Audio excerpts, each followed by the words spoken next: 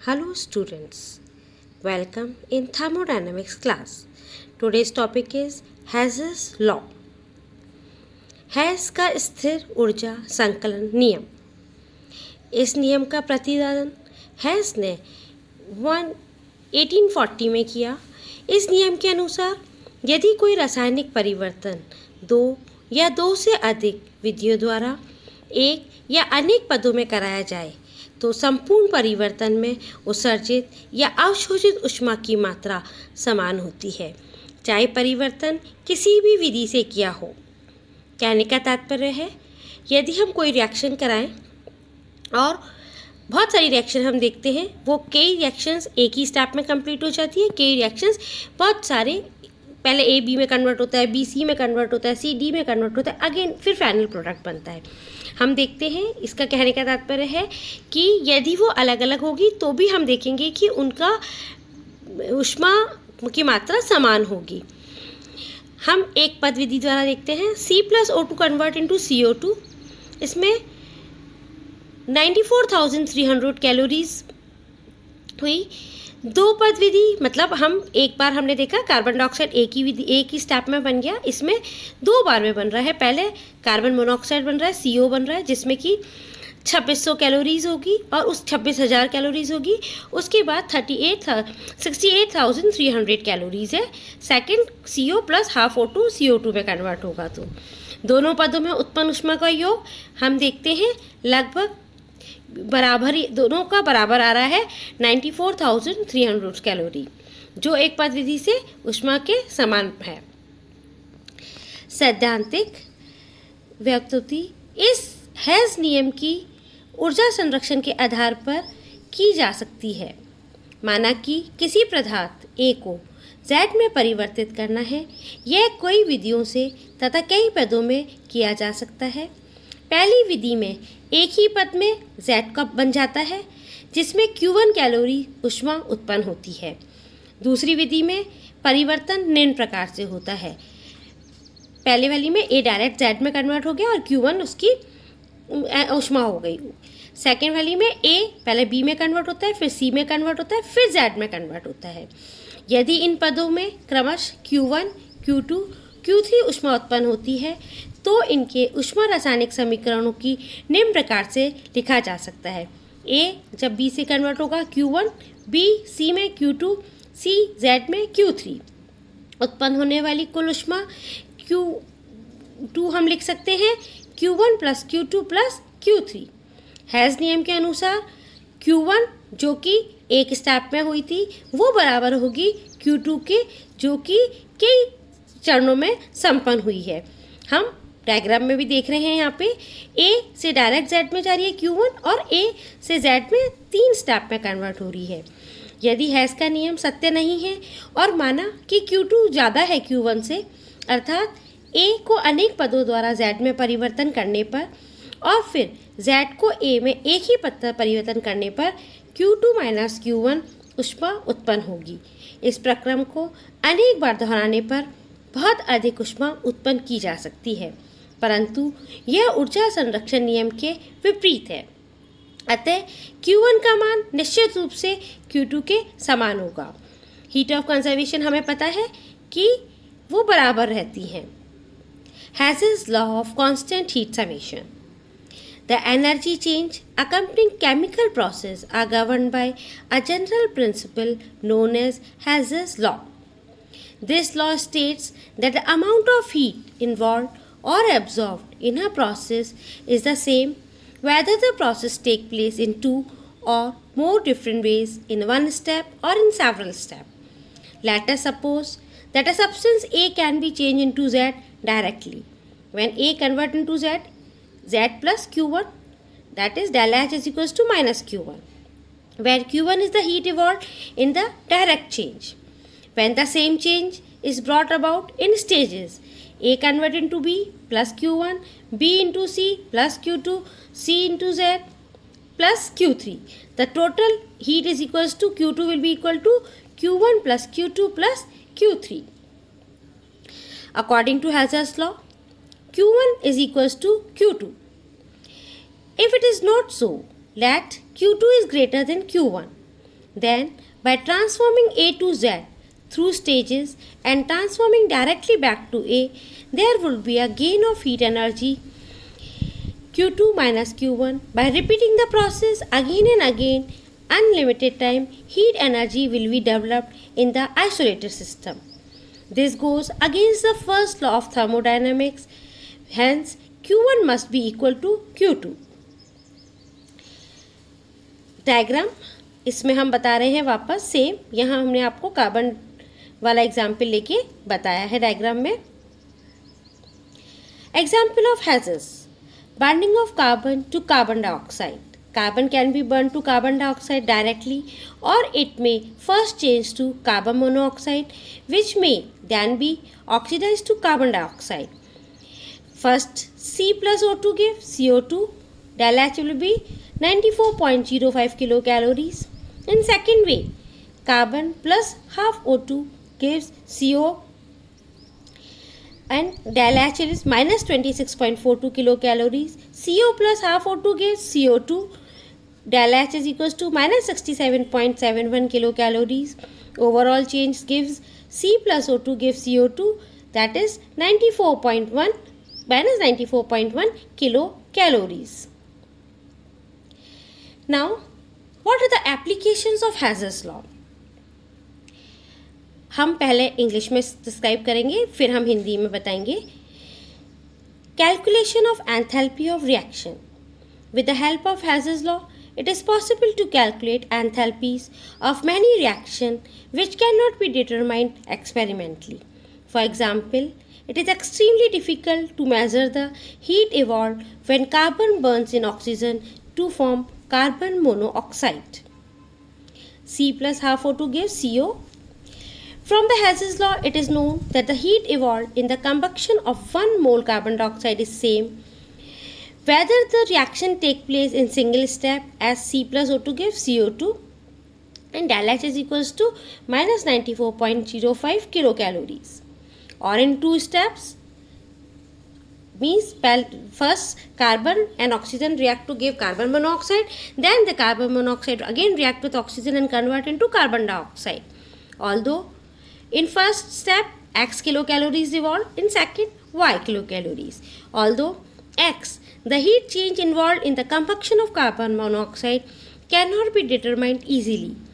Y, the heat change involved in the combustion of carbon monoxide to give carbon dioxide can be measured and has been found to be minus 67.71 kilocalories.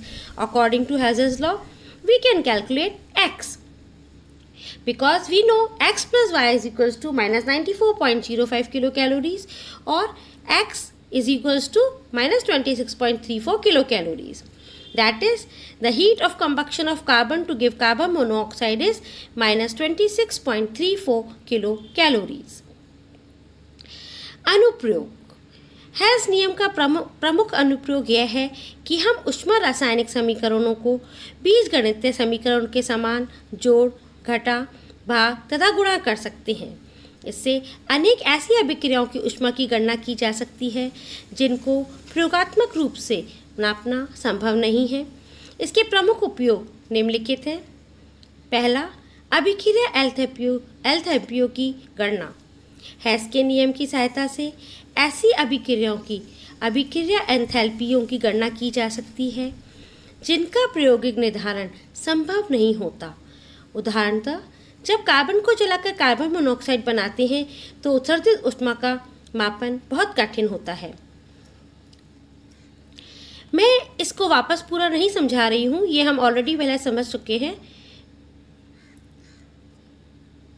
हम जानते हैं carbon plus oxygen, ये आपको example starting में बताया. ये हम इससे फर्स्ट स्टेप हमको पता है 2 चरणों में जब हम इक्वेशन करते हैं तो कार्बन प्लस हाफ ऑक्सीजन जब रिएक्ट होती है कार्बन मोनोऑक्साइड बनती है जो कि x कैलोरीज है, जिसको कि कैलकुलेट नहीं किया जा सकता. पर second reaction when carbon monoxide react with oxygen it gives carbon dioxide. The value of this इसकी वैल्यू को हम कैलकुलेट कर सकते हैं जिसका मान हमें पता है, तो हम x का मान आराम से निकाल सकते हैं.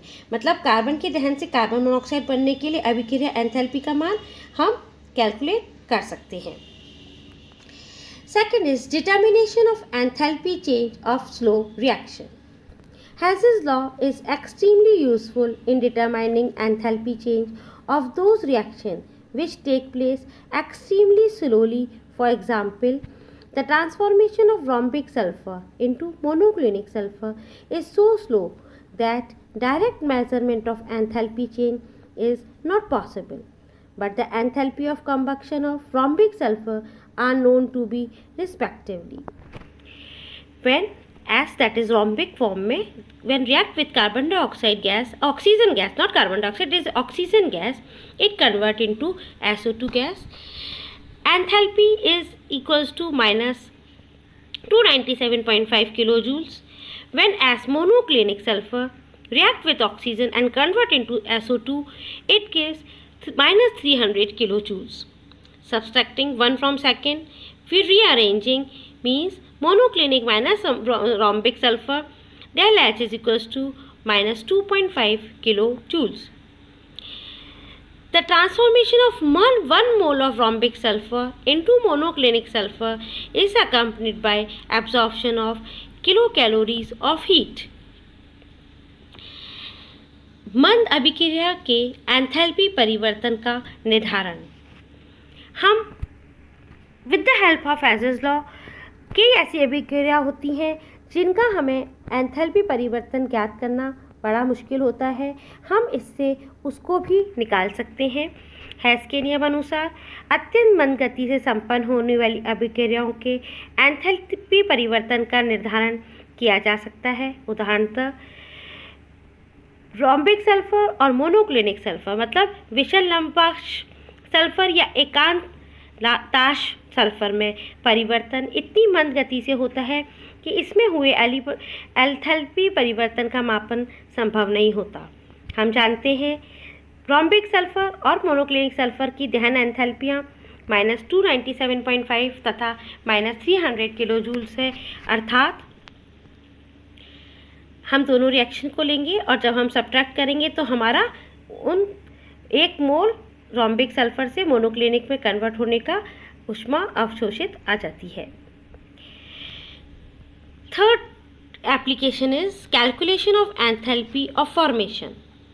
Enthalpy of formation of compounds can be calculated by the application of Haas's law when it is not possible to determine these experimentally. For example, it is impossible to determine experimentally the enthalpy of formation of benzene from its element, carbon and hydrogen. Benzene is made from carbon and hydrogen. However, it can be calculated from enthalpy of combustion of benzene and the enthalpy of formation of water and carbon dioxide. The solution is carried out in 2 steps. In first step, benzene C6H6 in liquid form plus carbon oxygen gas is converted into 6 CO2 plus 3 H2O. Del H is equals to minus 781.74 kilocalories. When carbon in solid form react with oxygen in gaseous form, convert into CO2, enthalpy changes minus 94.14 kilocalories. Third, water H2O plus half O2 convert into H2L, enthalpy is positive 68.464 kilocalories. Step 2. Fourth reaction, when this atomization of this carbon convert 6 carbon plus 6 O2 give CO2, del H is minus 564.84 kilocalories. And this hydrogen, when react with oxygen, it convert into water, del H is minus 205.20 kilocalories. Adding fourth and fifth reaction and subtracting one, we will get the formation of benzene, that is 6C plus 3H2O gives 6C6H6, del H is 11.70 kilocalories. So we can say enthalpy of formation of benzene is 11.72 kilocalories. We will discuss more these types of reactions and calculations and heat of formation reaction. संभवन enthalpy की गणना. हैस के नियम की सहायता से ऐसी यौगिकों की संभवन एंथैल्पी की गणना की जा सकती है जिनका निर्धारण प्रायोगिक विधि द्वारा संभव नहीं होता है। उदाहरणतः बेंजीन की संभवन एंथैल्पी का निर्धारण प्रायोगिक विधि द्वारा संभव नहीं है। इसकी गणना बेंजीन की दहन एंथैल्पी तथा कार्बन डाइऑक्साइड एवं जल की संभवन एंथैल्पी द्वारा किया जा सकता है। इसके ऊष्मा रासायनिक समीकरणों का निम्न प्रकार से लिखा जा सकता है।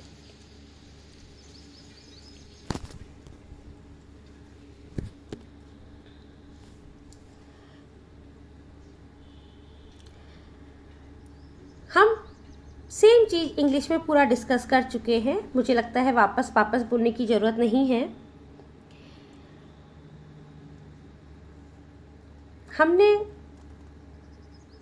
कार्बन, हाइड्रोजन, उन सबको तीनों इक्वेशन लिख के और लास्ट में इनको जोड़ने और घटाने पर हम इसकी संभवन ऊष्मा को कैलकुलेट कर सकते हैं। हम आपको ये संभवन ऊष्मा जब अपन पढ़ेंगे, हीट ऑफ फॉर्मेशन हम जब पढ़ेंगे, तब आपको डिटेल में और बताएंगे। Thank you.